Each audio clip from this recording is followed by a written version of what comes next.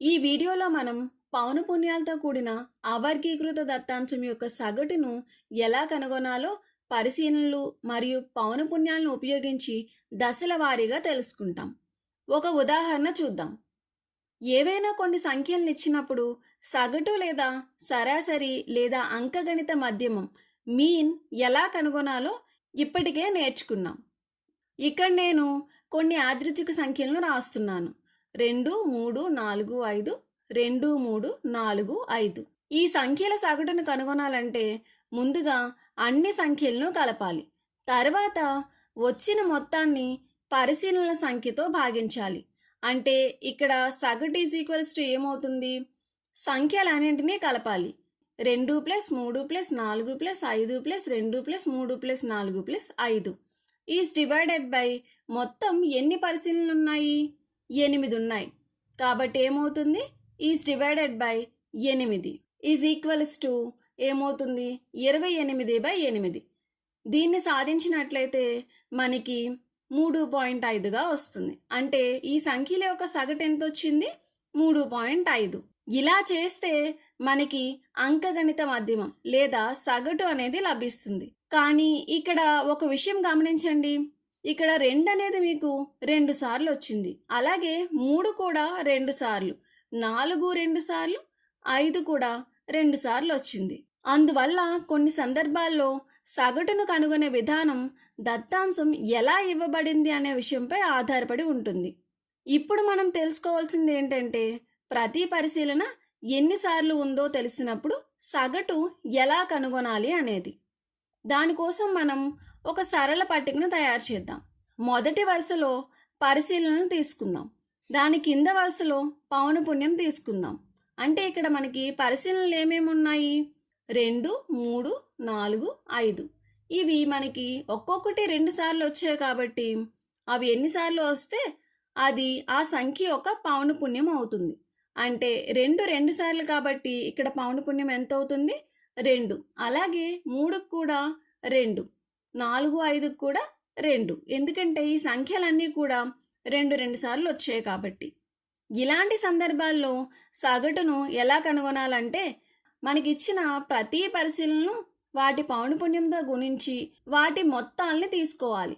అంటే ఇక్కడ ఏమవుతుంది? 2 × 2 ప్లస్ 3 × 2 ప్లస్ 4 × 2 ప్లస్ 5 × 2. ఈ మొత్తాన్ని మనం పౌనపున్యాల మొత్తంతో కలపాలి. అంటే ఇక్కడ పౌనపున్యాల మొత్తం ఎంత ఉంది? 2 + 2 అంటే 4, 4 + 2 6, 6 + 2 ఎంత? 8. ఇప్పుడు దీన్ని సరళీకరిస్తే 2 × 2 అంటే ఎంత? 4, 3 × 2 6, 4 × 2 8, 5 × 2 10. ఈ సంఖ్యలను కలిపితే ఏమవుతుంది? 4 + 6 ఎంత? 10, 10 + 8 18, 18 + 10 ఎంత? 28 ఈజ్ డివైడెడ్ బై 8. ఇది కూడా చూడండి, మనం ముందు లెక్కించిన సగటు అంతే వచ్చింది, 28/8. దీన్ని సరళీకరిస్తే ఏమవుతుంది? 3.5. అంటే ఈ 2 పద్ధతుల్లో కూడా సగటు అనేది మనకి ఒకే సంఖ్య వచ్చింది. ఇప్పుడు ఒక నిజ జీవిత ఉదాహరణ చూద్దాం. కొంతమంది విద్యార్థుల యూనిట్ పరీక్షలకు సంబంధించిన మార్కుల దత్తాంశం ఈ విధంగా ఇచ్చారు. ఇక్కడ ఏమిచ్చారు? మనకి యూనిట్ పరీక్ష మార్కులు అలాగే పౌనపున్యం. మొదటి వరుసలో ఏమున్నాయి? యూనిట్ పరీక్షలో వచ్చిన మార్కులు 8, 7, 6, 2, 10. 8 మార్కులు ముగ్గురికి వచ్చాయి. అలాగే 7 మార్కులు నలుగురికి మరియు 6 మార్కులు ఒకరికి, 2 మార్కులు ఇద్దరికి, 10 మార్కులు ఇద్దరికి వచ్చాయి.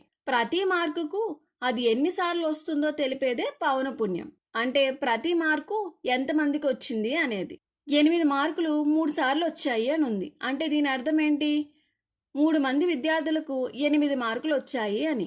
ఇప్పుడు ఈ సందర్భంలో సగటు మార్కులను కనుగొనాలంటే ప్రతి మార్కును దాని పౌనపున్యంతో గుణించి వాటి మొత్తాన్ని తీసుకోవాలి. అంటే ఏమవుతుంది? మొదటిది చూసుకున్నట్లయితే మార్కులు ఎన్నున్నాయి? 8. ఈ 8 అనేది ఎంతమంది విద్యార్థులకు వచ్చింది? ముగ్గురికి. కాబట్టి మనం ఏం చేయాలి? ఈ రెండింటిని గుణించాలి. అంటే ఏంటి? 8 × 3. ఈ విధంగా మిగిలిన వాటికి కూడా రాసుకుంటే ఏమవుతుంది? +7 × 4 +6 × 1 +2 × 2 +10 × 2. దీన్ని మనం పౌనపున్యాల మొత్తంతో భాగించాలి. అంటే పౌనపున్యాల మొత్తాన్ని రాసుకుందాం. 3 ప్లస్ 4 ప్లస్ 1 ప్లస్ 2 ప్లస్ 2.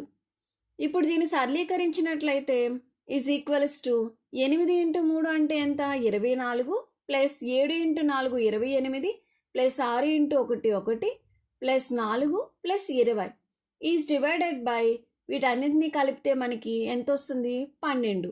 దీన్ని సరళీకరిస్తే is equals to 82 is divided by 12 is equals to 6.833.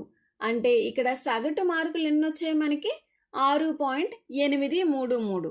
ఇప్పుడు ఈ పద్ధతి ఎందుకు కొంచెం భిన్నంగా ఉందో చూద్దాం. ఈ దత్తాంశాన్ని మనం 8 8 8 7 7 7 అలా చివరి వరకు అది ఎన్నిసార్లు ఉంటే అన్నిసార్లు రాసుకోవచ్చు. కానీ ఇలా రాయడం మనకి చాలా ఇబ్బందిగా మరియు పెద్దగా కూడా ఉంటుంది. మళ్ళీ మళ్ళీ వచ్చే దత్తాంశాన్ని పూర్తిగా రాయడానికి ఎక్కువ సమయం కూడా పడుతుంది. అందుకే దానికి బదులుగా మనం ఒక పట్టిక రూపంలో దత్తాంశాన్ని సూచిస్తాం. అంటే అన్ని రకాల పరిశీలనలను ఒక్కసారి మాత్రమే రాసి వాటి పౌనపున్యాలను వాటికి ఎదురుగా రాసుకుంటాం. ఇలా చేయడం వల్ల దత్తాంశాన్ని సులభంగా చూడగలుగుతాం. అలాగే సగటు కనుగొనడం కూడా సులభమవుతుంది.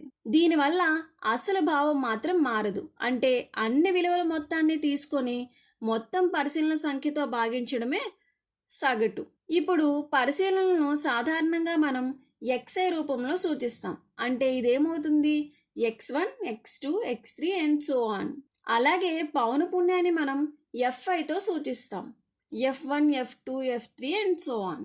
ఇక్కడ I అనేది దత్తాంశ స్థానాన్ని సూచిస్తుంది. ఉదాహరణకు x1 అంటే మొదటి పరిశీలన, x2 అంటే రెండో పరిశీలన అని. అలాగే F1 అంటే మొదటి పరిశీలన యొక్క పౌనపున్యము, F2 అంటే రెండవ పరిశీలన యొక్క పౌనపున్యము అని. దీన్ని బట్టి మనం సగటు సూత్రాన్ని ఈ విధంగా రాసుకోవచ్చు. Sigma XI/FI by sigma FI. అంటే ఇక్కడ మనం ఏం చేసాము?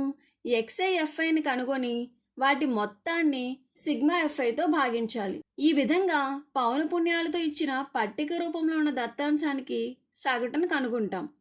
ఇంకా దత్తాంశం ఈ రూపంలో ఇచ్చినా కూడా మనం పట్టిక రూపంలోకి మార్చుకొని ఇదే పద్ధతిని ఉపయోగించవచ్చు. ఈ విధంగా చేయడం వల్ల పౌనపున్యాలతో ఇచ్చిన దత్తాంశానికి ఈ సూత్రం చాలా ఉపయోగకరంగా ఉంటుంది. ఇక్కడ ఒక ముఖ్యమైన విషయం గమనించవలసింది ఏంటంటే ఇది అవర్గీకృత దత్తాంశం. ఇది వర్గీకృత దత్తాంశం కాదు. అంటే ఇప్పుడు మనం నేర్చుకున్నది ఏంటి? పౌనపున్యాలతో ఇచ్చిన అవర్గీకృత దత్తాంశానికి సగటు ఎలా కనుగొనాలి అని.